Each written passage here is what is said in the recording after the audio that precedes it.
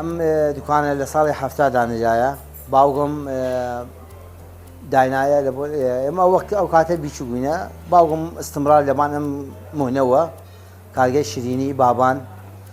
لە دوای باوگم خوا ئافریکا ئیسە ئێمە هاتینسە شوێنی مانگردیە خۆم و براگانم و کوڕ خۆشکانمە و یعنی چۆن ژیت لە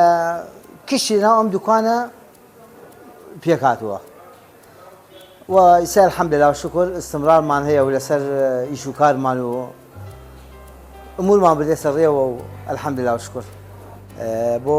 نەوعیات حەلەویاتمان بەقڵاوەمان هەیە بوخچەمان هەیە ئەوەی ئەژن پێی وەردە و بامیەمان هەیە لقمە قازیمان هەیە بورمەمان هەیە زنودمان هەیە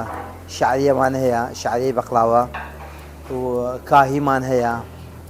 بەڵێ ئەمە تەشکیلی حەلەویاتەکانە بێنە سەر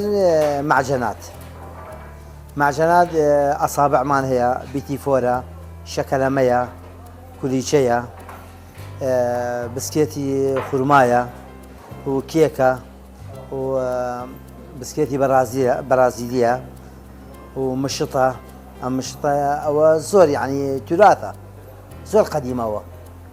یعنی ئەوە تا ئاخر هەر لە هەفتاغ لە هێشتاغان و تا ئێستا ئێمە لە ئیشەکەین ئەوە توراثە معروفینەوە پێی ئەم بسکتانە غەرازەکان معنی هەمووی توراثە لە خانەقین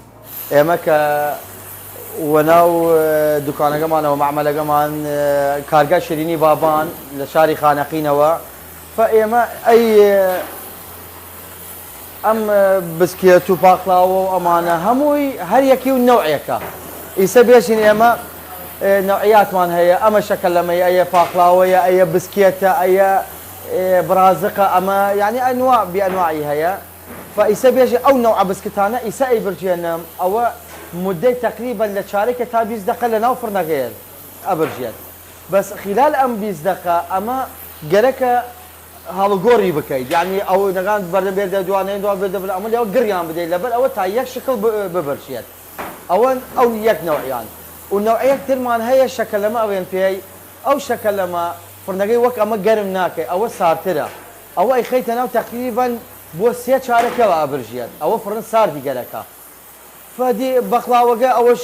شتێترە ئەوە بەقڵاوەکە فڕن گەرمی گەرەکە و گەرەک ئاگاد لێ بێ دایمە گڕی بدەیت دایمە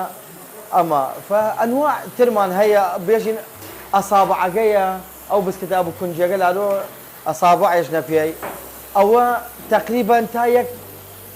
بان نیم سەعات لە ناو فڕن ئەمێنێتەوە لەبەر ئەوەی ئەوە حەزەکە کەمێ چۆن بێژی نەرم نەبێت زۆر ئەوە حەزەکە کەمێ وەکو وشکی پێوە بێ ئەوە تاخیرتر ئەبێ لە فڕن فدی ئەشکالمان هەیە بئەنواعی